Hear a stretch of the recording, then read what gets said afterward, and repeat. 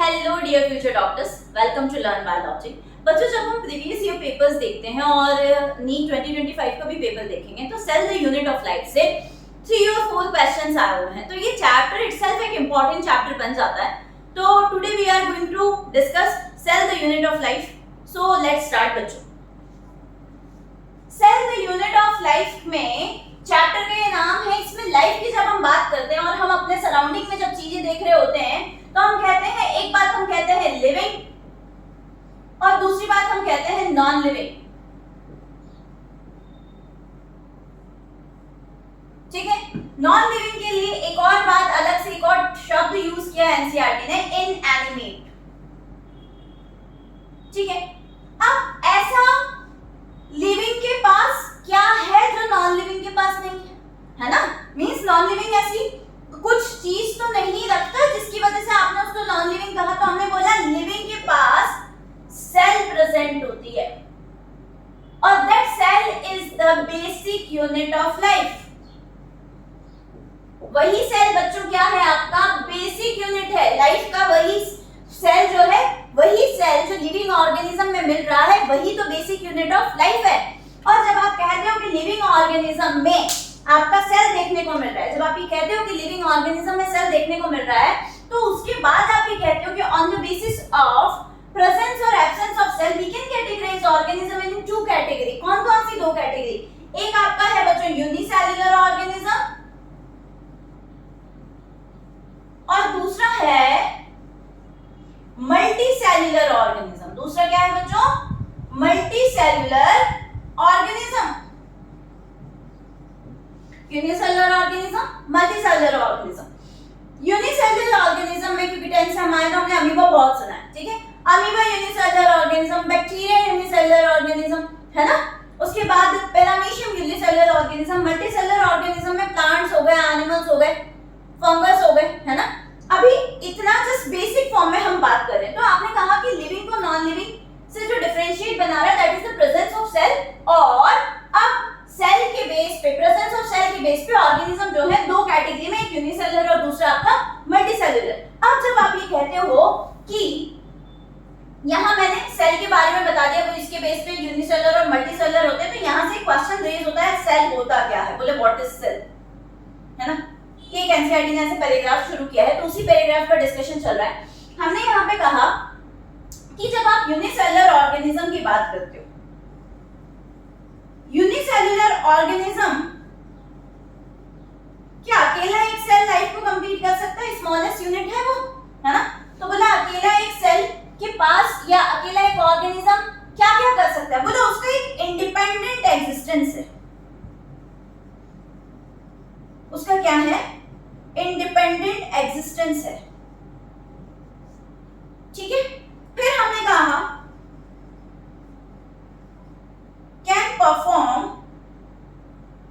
can perform essential function of life।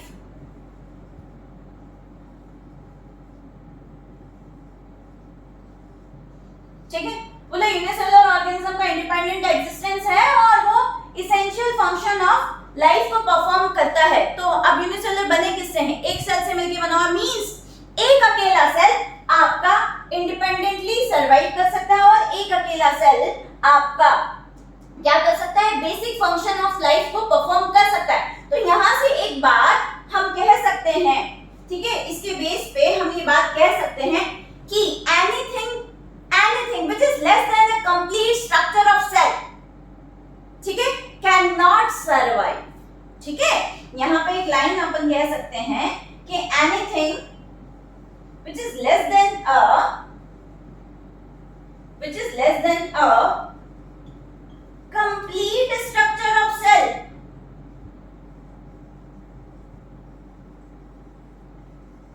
less than of complete structure, anything which is less than a complete structure of cell cannot survive। Independently survive नहीं कर सकता। अब यहाँ पे मैंने कहा anything which is less than a complete structure of cell, वो independently survive नहीं कर पाएगा। इसका एक एग्जांपल है आपके सामने वायरस। उसके पास सेल के सारे फीचर नहीं है, उसके पास सिर्फ जेनेटिक मटेरियल है और उसके पास प्रोटीन की कोटिंग है।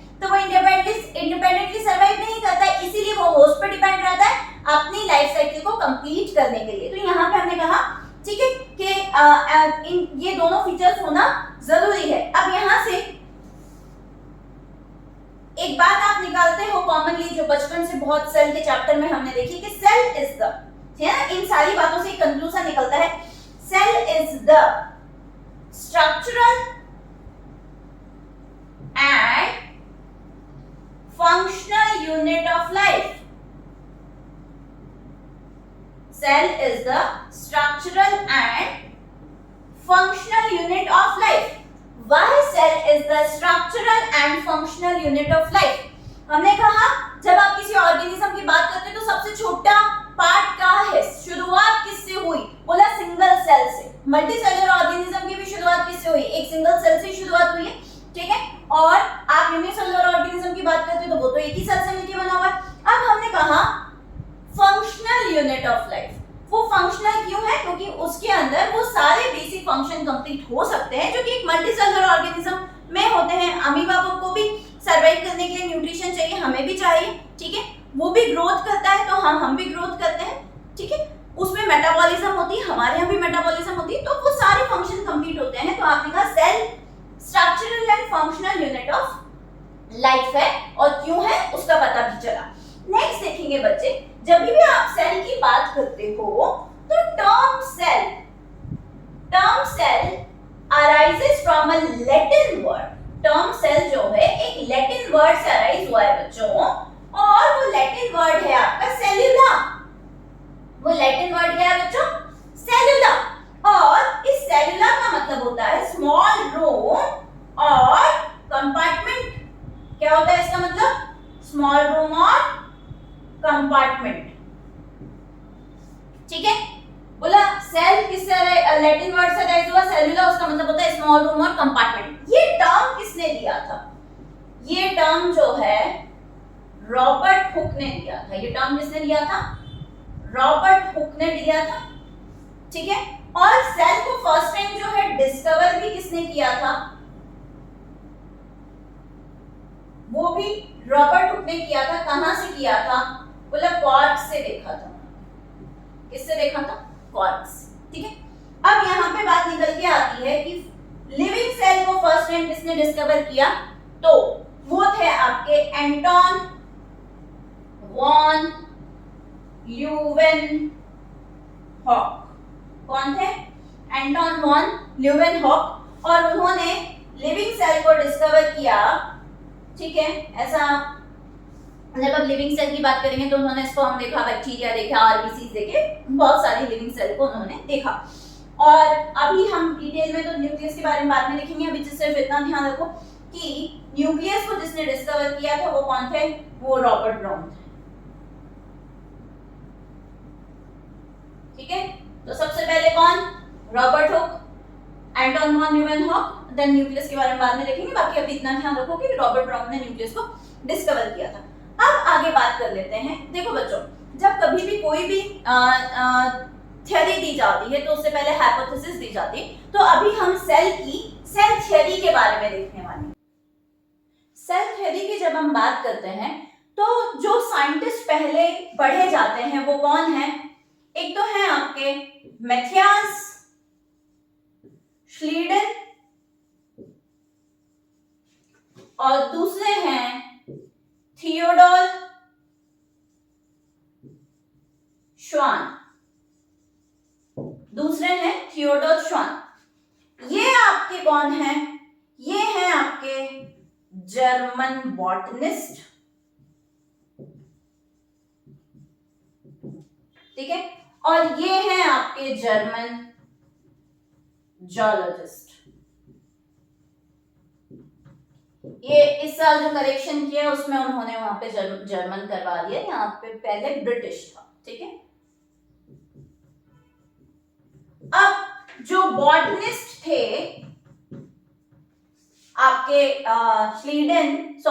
उन्होंने क्या कहा, उन्होंने ये कहा कि आपके जो प्लांट्स हैं, plants are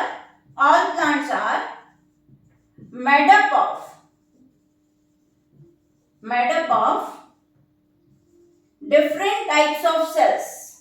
different types of cells से मिलके बने होते हैं. और ये different types of cells क्या बनाते हैं, बोला टिश्यू बनाते हैं. ये किसने कहा, श्लीडन ने कहा. अब श्वान ने क्या कहा, श्वान ने कहा, उन्होंने पहले बहुत सारे एनिमल सेल की स्टडी की। उन्होंने किसकी करी स्टडी, एनिमल की स्टडी करी, और एनिमल की स्टडी करी तो उन्होंने एनिमल सेल की भी स्टडी करी, और वहां पे वो ये देख पाए कि they have a thin layer, उनकी बाउंड्री पे क्या होता है, एक थिन लेयर प्रेजेंट होती है, और उस थिन लेयर को उन्होंने कहा कि इट इज प्लाज्मा मेम्ब्रेन। क्या कहा कि भाई ये जो है प्लाज्मा मेम्ब्रेन है, ठीक है। अब ये क्योंकि ये जूलॉजिस्ट थे, पर फिर भी उन्होंने प्लांट की भी स्टडी करी। किसकी भी स्टडी करी, प्लांट की भी स्टडी करी, और प्लांट में प्लांट टिश्यू देखा, और फिर उन्होंने कहा कि प्लांट सेल में सेल वॉल का मिलना यूनिक फीचर। प्लांट सेल में भी एक बाउंड्री प्रेजेंट है, इन्होंने कहा प्लांट सेल में देखा, और प्लांट सेल को देख करके उन्होंने ये कहा वहां पे भी एक बाउंड्री प्रेजेंट है, ठीक है। और वो बाउंड्री क्या है, सेल वॉल है, और उन्होंने कहा कि प्लांट सेल में इस सेल वॉल का मिलना इनका यूनिक फीचर है। इनका क्या है, यूनिक फीचर। और इस बात के बाद फिर उन्होंने एक हाइपोथेसिस दी और एक लाइन कही, इन्होंने बोला ऑल लिविंग ऑर्गेनिज्म, ठीक है। और उन्होंने ऐसा कहा कि bodies of plant and animal, bodies जो होती है प्लांट और एनिमल की, वो किससे मिलकर बनी होती है, सेल्स एंड देयर प्रोडक्ट, ऐसा उन्होंने कहा, ठीक है। अब स्लीडन एंड श्वान दोनों ने मिलके सेल थ्योरी को क्या किया, दे फॉर्मुलेटेड सेल थ्योरी, दे फॉर्मुलेटेड सेल थ्योरी, ठीक है। पर वो ये नहीं बता पाए थे कि ये सेल ऑरिजिन कैसे होता है, ये सेल अराइज कैसे होता है। उसके लिए जो साइंटिस्ट फिर आए वो थे आपके रूडोल्फ वर्चो,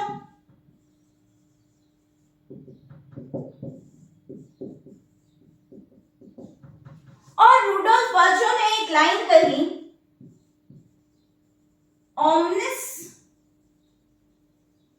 सेल्यूला ए सेल्यूला। इसका मतलब क्या हुआ, ओमनिस मतलब ऑरिजिन, ठीक है। तो origin of a cell from a cell, origin of a cell from a cell, ठीक है।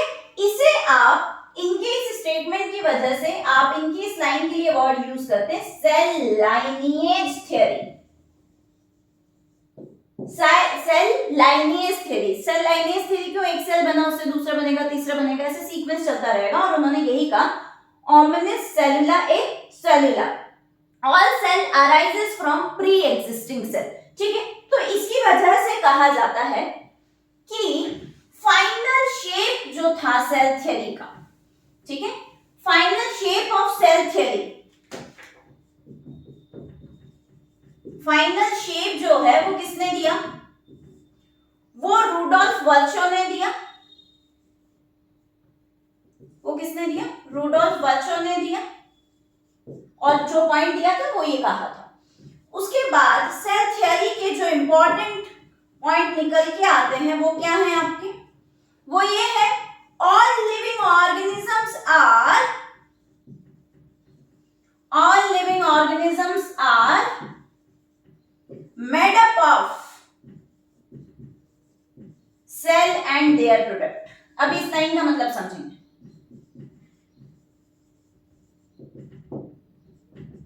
उसके बाद ओमनिस सेल्यूला, सेल्यूला का मतलब क्या है, all cells arise from pre-existing cell। pre-existing cell means her cell जो पहले सेल प्रेजेंट है उससे ओरिजिनेट हुआ है, ठीक है। और इसका क्या मतलब है, all living organism are made up of cell and their product. जैसे कि मैंने कहा कि आगे आप डिटेल में पढ़ेंगे कि सेल वॉल कहीं ना कहीं सेल का ही प्रोडक्ट है, ठीक है। सेल मेम्ब्रेन के एक्सटेंशन से आपका स्यूडोपोडिया का फॉर्मेशन होता है। सेल मेम्ब्रेन एक्सटेंड होती है, फिर साइटोप्लाज्म मूव करता है तो स्यूडोपोडिया का फॉर्मेशन होता है। फिर हमने कहा जैसे हम अगर जूलॉजी के बेस पे हमारे स्टमक की बात कर लें, गैस्ट्रिक ग्लैंड्स प्रेजेंट होती हैं, ठीक है। गैस्ट्रिक ग्लैंड में specific sales specific enzyme release करती है, हार्मोन रिलीज करती है, तो इसलिए आप कह पाते हो कि all organisms are made up of cell and their product. तो जब सेल थ्योरी की बात करते हो तो तीन साइंटिस्ट सामने आते हैं बच्चों, एक तो मैथियास श्लीडेन थियोडोर श्वान, एक बॉटनिस्ट है, एक जूलॉजिस्ट है। एक ने आपका प्लांट टिश्यू का स्टडी किया, इन्होंने एनिमल सेल और एनिमल टिश्यू का स्टडी किया, और इन्होंने जूलॉजिस्ट होने के बाद भी प्लांट टिश्यू देखे थे और ये कंक्लूड किया था कि उनके पास एक रिजिड बाउंड्री प्रेजेंट होती है, that is known as cell wall. फिर ये पॉइंट इन्होंने कंक्लूड किया, देन रिडोल्फ वर्चो, अभी तक ये हाइपोथेसिस उन्होंने दे दी, पर फाइनल जो शेप जो था वो सेल थ्योरी को भी नहीं मिला था, ठीक है। फॉर्मुलेटेड बाय द श्लीडेन एंड श्वान, पर सेल थ्योरी को फाइनल शेप रुडोल्फ वर्चो ने दिया, क्योंकि ये नहीं बता पाए थे कि भाई एक सेल आता कहां से, एक सेल का ओरिजिनेशन कैसे होता है। तब उन्होंने कहा कि omnis cellula acellula means all cell arises from pre-existing cell, origin of a cell, इस लाइन का मतलब है origin of a cell from a cell, और इसे सेल लाइनेज थ्योरी भी कहते हैं, और उसके बेस पे ये दो पॉइंट कंक्लूड किए गए। आई होप मेरे बच्चों को सेल का इंट्रोडक्शन और सेल थ्योरी समझ में आई होगी, और फिर भी बच्चों को इस पर्टिकुलर टॉपिक में कोई अगर डाउट है तो let me know in the comment section, और आपको अगर ये लेक्चर अच्छा लगा है तो hit like share and subscribe. Thank you for watching.